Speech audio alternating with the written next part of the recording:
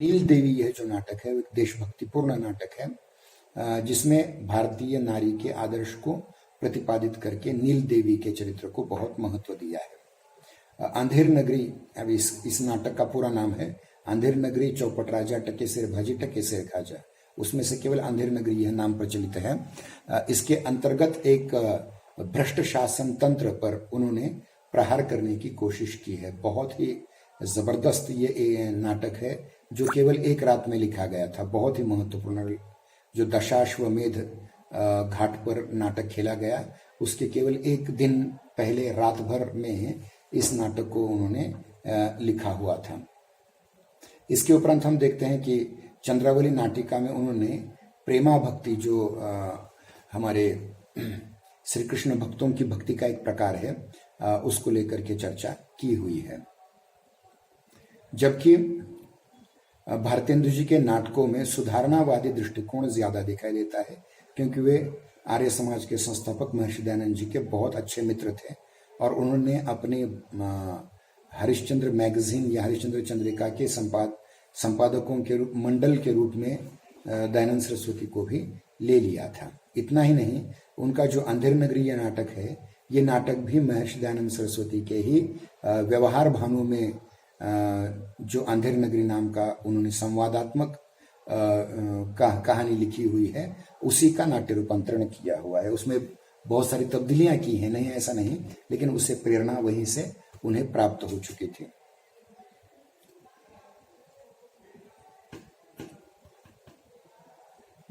भारतेंदु जी के नाटकों में सुधारणावादी दृष्टिकोण के साथ साथ राष्ट्रीय चेतना की भी अभिव्यक्ति हुई थी, जैसे भारत दुर्दशा और भारत जननी नाटकों में हमने देखा, नील देवी नाटक में देखा। उसके उपरांत हम देखते हैं कि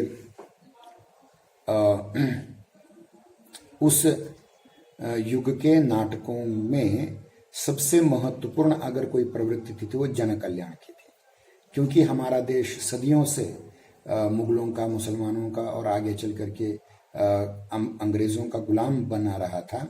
तो इसी कारण उन्होंने जन कल्याण से उत्प्रोत रचनाएं की, ताकि ये जो गुलामी में सड़ने वाले हमारे सामान्य जनता है उसमें कुछ तो जागृति हो जाए, वो समाज कल्याण के काम को फिर से सामने लाए।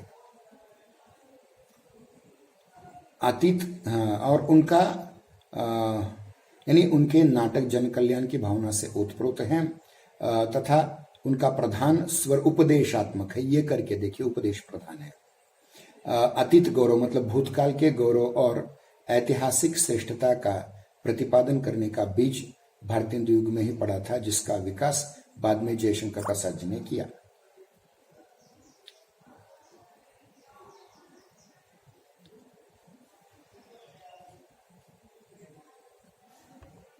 भारतेंदु हरिश्चंद्र जी ने अपने समय में दर्शकों की रुचि को परिष्कृत करने का प्रयास किया, क्योंकि इसके पहले जो नाटक देखते थे लोग, वो हिंदी के नहीं अपितु फारसी नाटक यानी पारसी रंगमंच के नाटक थे, जिनमें अश्लीलता आ गई थी। और इस अश्लीलता को रोक करके भारतेंदु हरिश्चंद्र जी ने कुछ उनकी रुचि को, दर्शकों की रुचि को परिष्कृत करने का बहुत ही महत्वपूर्ण प्रयास किया था। यानी पारसी थिएटर की व्यावसायिक मनोवृत्ति के से उत्पन्न हीन रुचियों का प्रबल विरोध उन्होंने किया था। उन्होंने संस्कृत नाट्य कला के साथ साथ पाश्चात्य नाट्य कला का समन्वय करके हिंदी नाटक कला को नवीन दिशा दी और इस नई दिशा की ओर अग्रसर करने का बहुत ही सराहनीय स्तुत्य प्रयास किया है। तो एक बहुत ही महत्वपूर्ण नाटककार के रूप में हमारे सामने भारतेंदु हरिश्चंद्र आ जाते हैं। भारतेंदु हरिश्चंद्र के अनुदित नाटकों में विद्या सुंदर, रत्नावली, धनंजय विजय, कर्पूर मंजरी, पाखंड विडंबन, मुद्रा राक्षस और दुर्लभ बंधु आते हैं। और उनके मौलिक नाटकों के अंतर्गत देखा जाए तो भारत जननी, वैदिकी हिंसा, हिंसा न भवती, सत्य हरिश्चंद्र, श्रीचंद्र बली नाटिका, विषस्य विषमौषधम, भारत दुर्दशा, नील देवी, अंधेर नगरी, सती प्रताप और प्रेम जोगिनी ये नाटक आते हैं।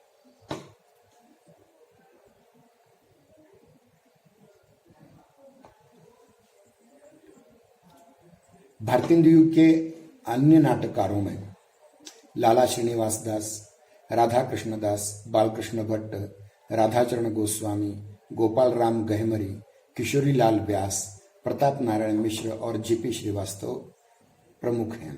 कौन कौन से देखिए? लाला श्रीनिवास दास, राधा कृष्ण दास, बालकृष्ण भट्ट, रामचरण गोस्वामी, गोपाल राम गहमरी, किशोरी लाल गोस्वामी, प्रताप नारायण मिश्र और जीपी श्रीवास्तव। ये महत्वपूर्ण नाटककार भारतीय द्वीप के हमारे सामने आते हैं। लाला श्रीनिवास दास ने 4 नाटक लिखे थे, ध्यान दें। लाला श्रीनिवास दास जी ने 4 नाटक लिखे थे, जिनमें श्री प्रहलाद चरित्र, तप्ता संवरण, रणवीर प्रेम मोहिनी और संयोगिता स्वयंवर। इनमें से रणधीर प्रेम मोहिनी उत्कृष्ट रचना है, जिसका नायक अपने शौर्य के बल पर अपनी प्रेमिका को प्राप्त कर लेता है। संयोगिता स्वयंवर उनका पृथ्वीराज चौहान पर लिखा गया महत्वपूर्ण ऐतिहासिक नाटक है। एक बार फिर से हम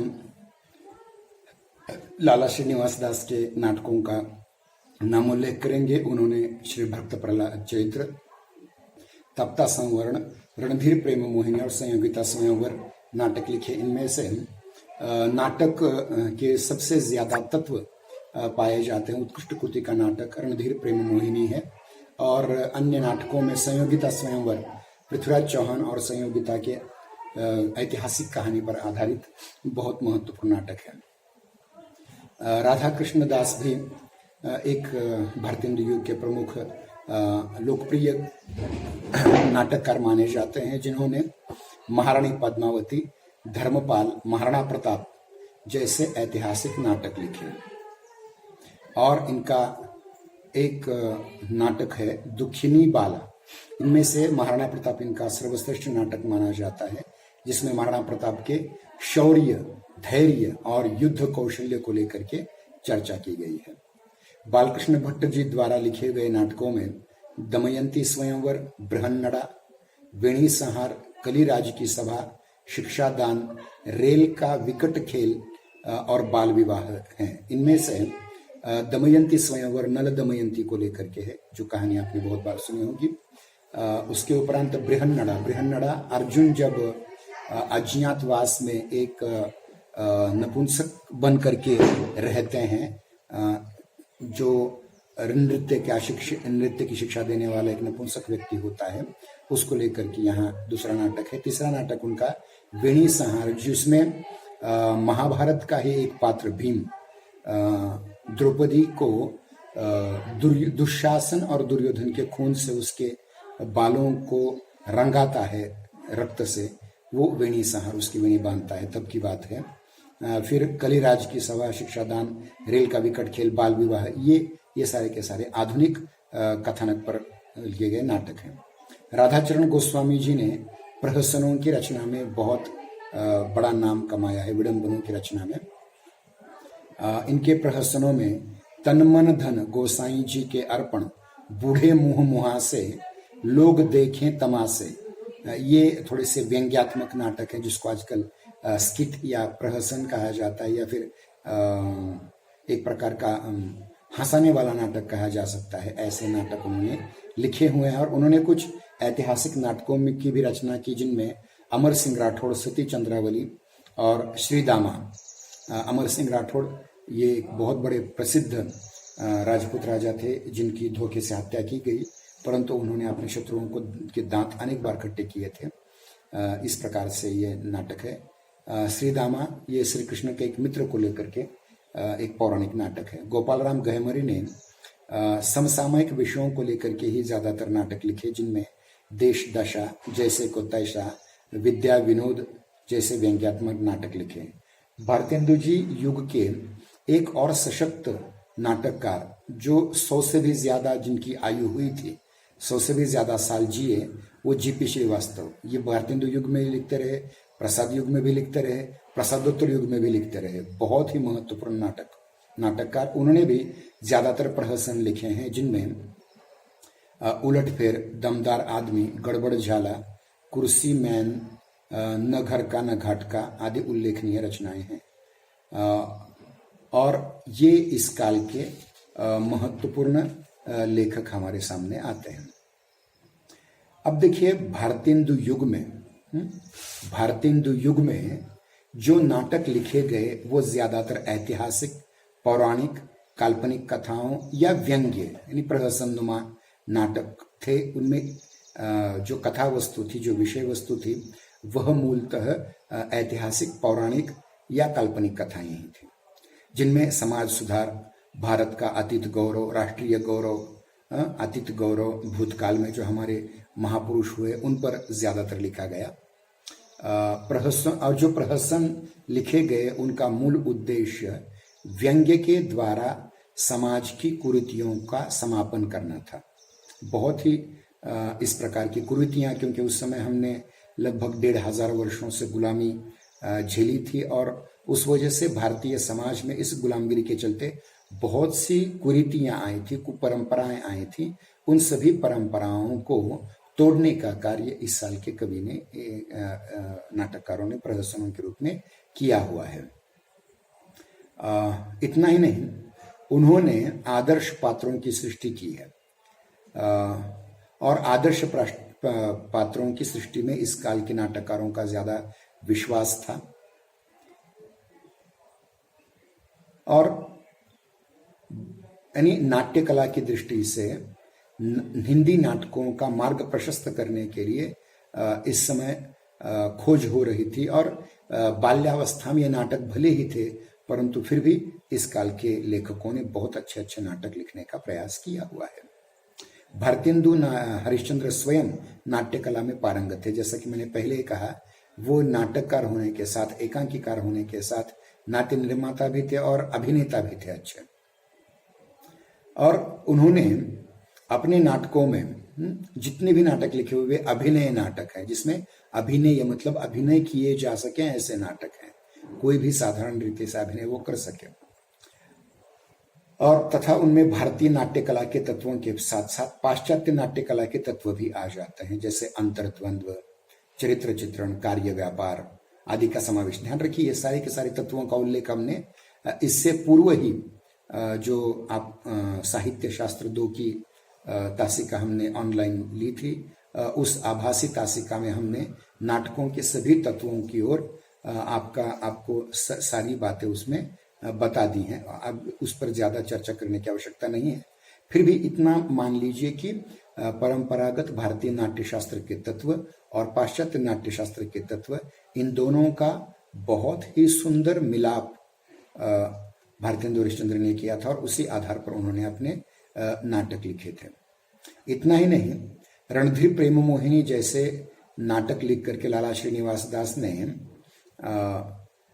दुखांत नाटकों की भी शुरुआत की थी। जो पाश्चात्य, जो शेक्सपियर के दुखांत नाटक हैं, उनका अनुकरण भी करने का प्रयास किया था। भारतेंदु युगीन नाटकों के विषयों में विविधता थी, परंतु टेक्निक में अभी सुधार की आवश्यकता थी।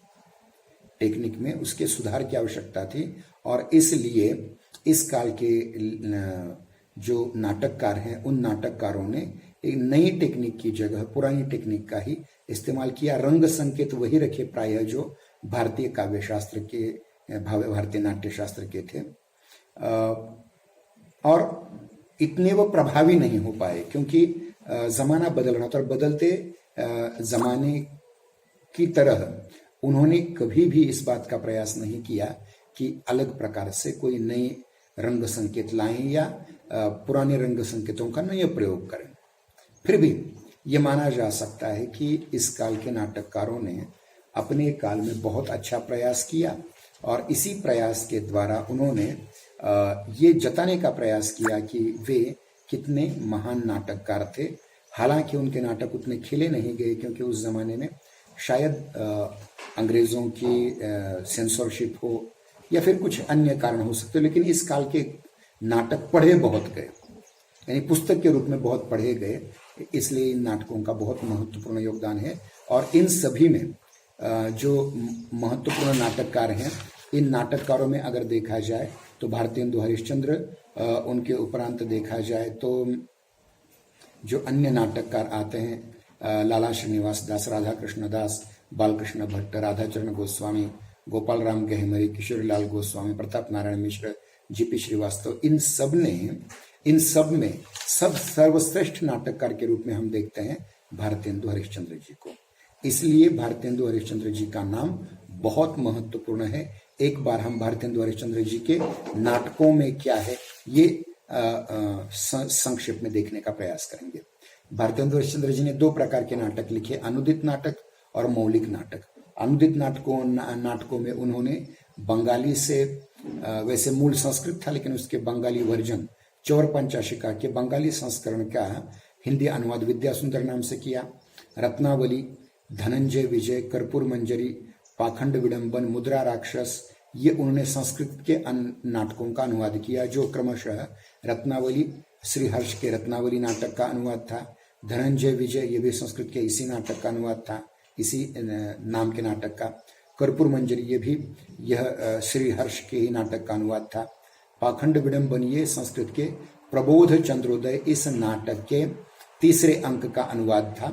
और मुद्रा राक्षस यह संस्कृत के प्रसिद्ध नाटककार विशाख दत्त के नाटक का अनुवाद था, जो चंद्रगुप्त और चाणक्य इन दोनों के आर्य साम्राज्य स्थापित करने, मगध का साम्राज्य स्थापित करने और संपूर्ण भारतवर्ष में एक छत्र साम्राज्य स्थापित करने पर आधारित है। और दुर्लभ बंधु ये अंग्रेजी नाटककार शेक्सपियर के मर्चेंट ऑफ वेनिस का हिंदी अनुवाद उन्होंने किया हुआ है। और भारतेंदु हरिश्चंद्र जी का सबसे बड़ा योगदान अगर कोई रहा है तो वह उनके मौलिक नाटकों में है। और इन मौलिक नाटकों में भारत जननी, वैदिकी हिंसा हिंसा न भवति, सत्य हरिश्चंद्र, श्री चंद्रावली नाटिका, विषस्य विषम औषधम, भारत दुर्दशा, नील देवी, अंधेर नगरी, सती प्रताप और प्रेम जोगिनी है, जिनमें भारत जननी ये देशभक्ति से ओतप्रोत नाटक है। वैदिक हिंसा हिंसा न भवति, इस नाटक में वैदिक कर्मकांडों में, जो पुराने गलत कर्मकांडों में जो पशुओं की बलि दी जाती थी उनका निषेध करने के लिए लिखा गया महत्वपूर्ण नाटक है। उसके उपरांत सत्य हरिश्चंद्र, यह नाटक बहुत ही महत्वपूर्ण नाटक है। और इस नाटक को बचपन में देखने पर ही महात्मा गांधी जी ने सत्य के लिए अपना संपूर्ण जीवन न्यौछावर करने की प्रतिज्ञा की थी।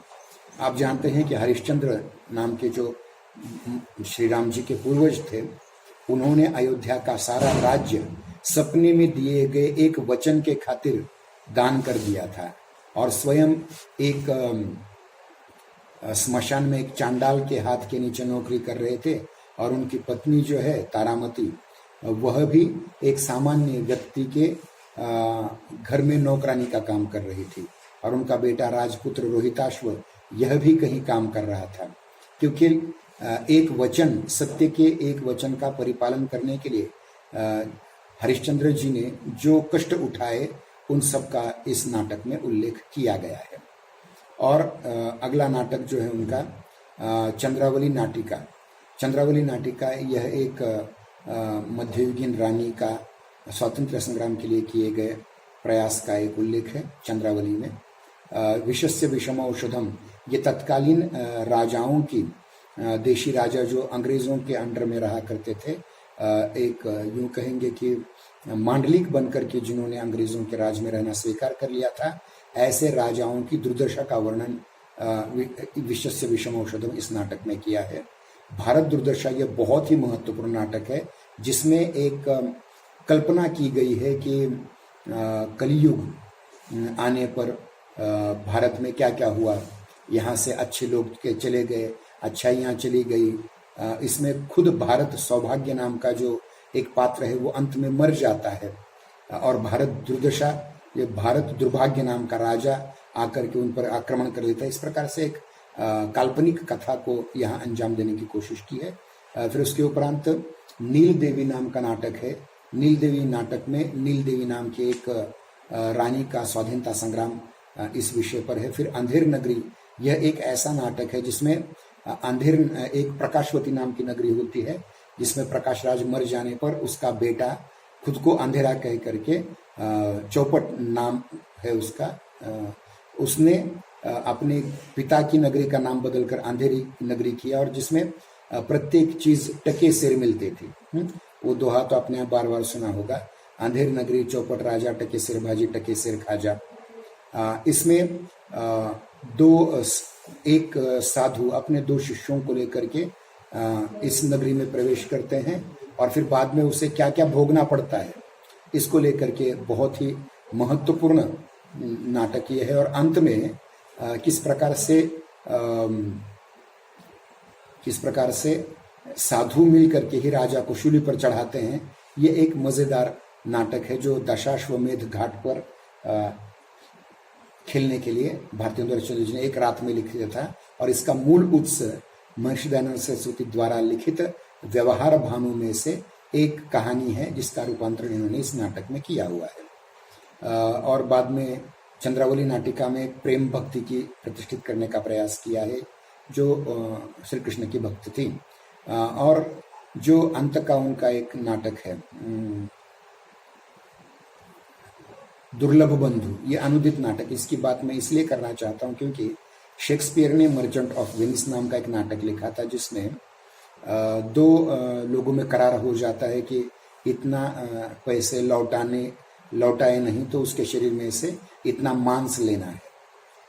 और उसकी केस चलती है और वकील ये तर्क देता है कि मांस तो निकाल लो, मांस लेने का वचन दिया था, खून का नहीं। इस प्रकार से एक मजेदार नाटक इस काल में भारतेंदु हरिश्चंद्र जी ने रचा जो अंग्रेजी नाटककार विलियम शेक्सपियर के मर्चेंट ऑफ वेनिस पर आधारित था। बहुत ही महत्वपूर्ण नाटककार के रूप में भारतेंदु हरिश्चंद्र हमारे सामने आते हैं। तो आज की इस आभासी तासिका को हम यहीं समाप्त करते हैं। लगभग 45 मिनट का समय हो चुका है। अगली तासिका में हम प्रसाद युग के नाटकों पर चर्चा करेंगे। धन्यवाद।